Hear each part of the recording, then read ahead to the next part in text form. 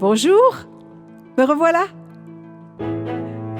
Comme je vous en ai parlé précédemment, c'est en 4 saisons encapsulées pour vous que je vais survoler et partager mes souvenirs avec plaisir. C'est le printemps 1850 qui a été un peu comme le signal de départ pour enfin me faire connaître. C'est le moment où des colons ont commencé à occuper mon territoire. Pauvres! Afin de conserver leur lot, ils avaient plusieurs obligations. 6 mois pour prendre possession de leur terre, construire une maison de 16 pieds sur 20, défricher et maintenir en culture un minimum de 10 % de leur terre. Enfin, et cela va leur rendre la vie beaucoup plus difficile, les colons ne pouvaient couper du bois que pour leurs besoins usuels, bâtir, défricher et se chauffer. Interdiction de le couper pour le vendre. Finalement, la colonisation n'a apporté que de la misère. C'est l'avènement du train, en 1892, qui a incité les anciens colons agriculteurs à devenir propriétaires de leurs terres et ainsi producteurs et exportateurs de bois durant quelques années.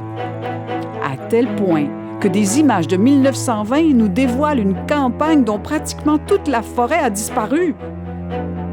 Mais ce qui m'a sauvé, c'est le tourisme, et cela dès la fin du 19e siècle. À partir de cette époque, ma vie se met encore plus à ressembler à une mosaïque. Elle était composée de nombreux points de vue politiques et pécuniers qui devaient déterminer mon futur. Ils ont comporté leur lot de déceptions, d'espoirs et de nouveaux défis. Le bon côté de la chose est que cela a forgé mon aptitude à évoluer. Bref, c'est mon identité actuelle. Et voilà, on va de l'agriculture à la culture. Comment est-ce possible? Ça prenait une étincelle. Malheureusement, ce fut la tuberculose. Grâce à ma réputation grandissante, cela m'a ouvert les portes du monde en amenant dans ma région mes premiers malades. Il en est venu de partout.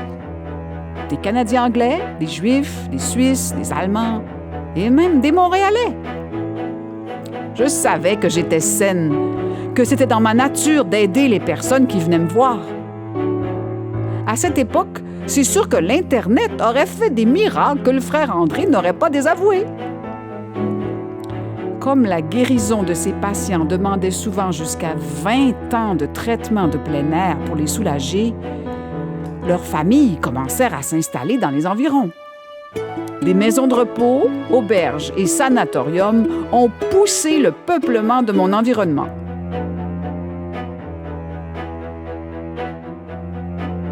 Dans les années 1940, ma réputation de terre d'accueil se solidifie. Une communauté juive et une anglophone issue de Montréal s'installent dans la région. La communauté francophone s'y établit.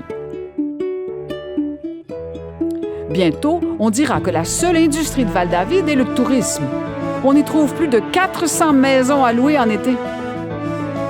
Durant cette saison, la population du village triple déjà et double en hiver.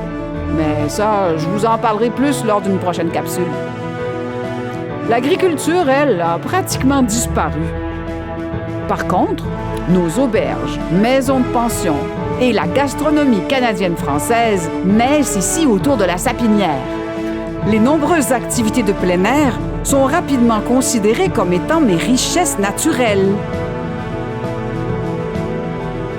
Comme pour le printemps, on pourrait dire que ce fut une renaissance.